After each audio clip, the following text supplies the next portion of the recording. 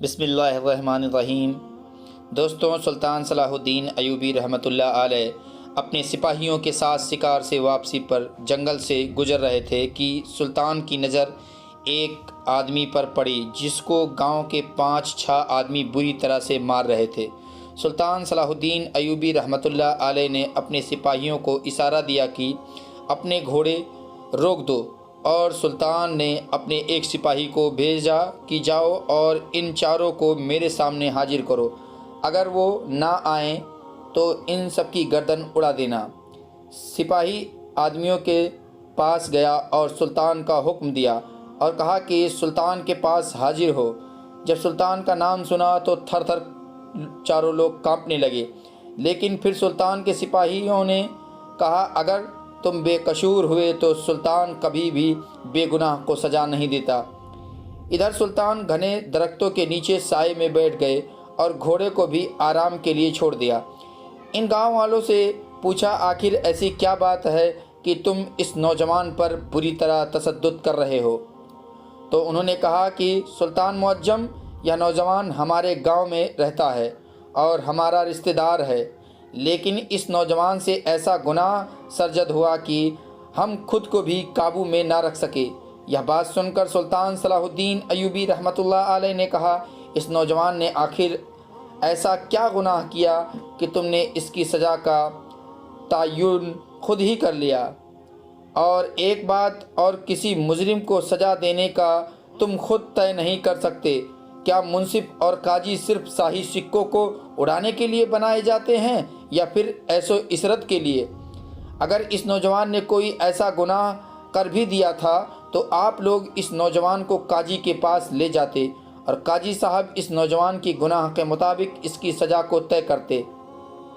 سارے گاؤں والے سلطان کے سامنے سر جھکائے کھڑے ہو گئے اور پھر سلطان صلاح الدین ایوبی رحمۃ اللہ علیہ نے اس زخمی نوجوان سے مخاطب ہوئے اور فرمایا اے نوجوان، تم خود بتاؤ کہ تم سے آخر ایسا کیا گناہ سرزد ہوا کہ یہ تمہیں اتنی بری طرح کیوں مار رہے تھے؟ بتاؤ۔ سلطان صلاح الدین ایوبی رحمۃ اللہ علیہ کے بھاری الفاظ سن کر وہ نوجوان بھی سر جھکائے شرم سے کھڑا رہا، اور سلطان صلاح الدین ایوبی رحمۃ اللہ علیہ کے الفاظ میں اتنا زیادہ شدت ہوتی کہ اس وقت کے مورخین کے مطابق آپ کے سامنے لوگ بات کرتے وقت لڑکھڑا جاتے۔ سلطان صلاح الدین ایوبی رحمۃ اللہ علیہ کے سوال پر کسی میں بولنے کی ہمت نہ ہوئی۔ تھوڑی دیر خاموشی چھا گئی اور ایسا لگتا تھا کہ سب کی سانسیں رک گئی ہیں۔ چند لمحوں کے بعد ان گاؤں والوں میں سے ایک ادھیڑ عمر کا آدمی سر جھکائے کہنے لگا سلطان معظم، یہ نوجوان آج سے 2 سال پہلے بہت اچھی طرح زندگی گزار رہا تھا۔ اس کی بیوی تھی، اس کے ساتھ بہت خوش تھی، لیکن اچانک اس سے کیا ہو گیا کہ ان کے گھر میں ہر وقت جھگڑا فساد رہنے لگا اور یہ نوجوان آہستہ آہستہ برائیوں کی طرف بڑھنے لگا۔ پہلے یہ 5 وقت کا نمازی بھی تھا اور اللہ تعالیٰ کی عبادت بھی کرتا تھا، لیکن اس کے ساتھ ایسا کیا ہوا کہ اس نوجوان نے نماز کو بھی ترک کر دیا اور اپنی بیوی کے ساتھ بھی ہر وقت جھگڑا کرتا رہتا۔ یہ سن کر سلطان صلاح الدین ایوبی رحمۃ اللہ علیہ اس نوجوان سے مخاطب ہوئے اور کہا کہ اب تم اپنے الفاظ میں مجھے سچائی بتاؤ گے یا مجھے اپنے طریقے سے پوچھنا ہوگا؟ اس نوجوان کانپتے ہوئے زبان سے وہ نوجوان بولا سلطان معظم، آج سے 2 سال پہلے میں اپنی بیوی کے ساتھ بہت خوشی زندگی گزار رہا تھا، لیکن بدقسمتی سے میرے گاؤں کے ایک نوجوان کے ساتھ میری دوستی ہوئی اور بدقسمتی سے وہ نوجوان بری عادتوں میں مشغول تھا۔ میں اس کے ساتھ بہت زیادہ وقت گزارتا تھا، جس کی وجہ سے اس کی عادت کا مجھ پر بھی اثر پڑنے لگا، اور شراب نوشی کے ساتھ ساتھ اس میں ایک بری عادت یہ بھی تھی کہ وہ نوجوان جانوروں کے ساتھ زنا کرتا، اور ایک دن میں نے بھی اس کو دیکھ کر ایک گدھی کے ساتھ زنا کیا۔ اس کے بعد جیسے ہی میں گھر لوٹا تو میری بیوی نے فوراً میرے جسم سے آنے والی بدبو سے پہچان لیا، اور اس نے مجھے اس دن سے لے کر آج تک اپنے قریب نہیں آنے دیا، اور اس دن سے اسی طرح میں جانوروں کے ساتھ بدکاری کرنے لگا، اور نہ ہی میں پہلے کی طرح نماز پڑھتا تھا اور نہ ہی خود کو صاف ستھرا رکھتا اور نہ خود کا خیال رکھا کرتا، اور آہستہ آہستہ میں اس انجام تک پہنچا، حتیٰ کہ ایسا وقت آ پہنچا کہ گاؤں والوں نے ہمیں جانوروں کے ساتھ جنا کرتے ہوئے دیکھ لیا تو انہوں نے ہمیں بری طرح مارا۔ اب نہ ہی مجھے بیوی اپنے قریب آنے دیتی تھی اور نہ ہی میں کسی جانور کے ساتھ جنا کر سکتا تھا، اس لیے میں نے شہر سے تنگ آ کر جنگل میں چلا گیا۔ میں نے ہر طرف نظر دوڑائی لیکن کوئی بھی جانور نظر نہیں آیا۔ شہر سے تنگ آ کر میں نے اپنا نفس پتھر پر رگڑ اپنی راہ نکال رہا تھا کہ گاؤں والے کسی کام کے سلسلے میں جنگل سے گزر رہے تھے۔ ان کی نظر مجھ پر پڑ گئی اور انہوں نے مجھے پکڑ کر بہت بری طرح مارا۔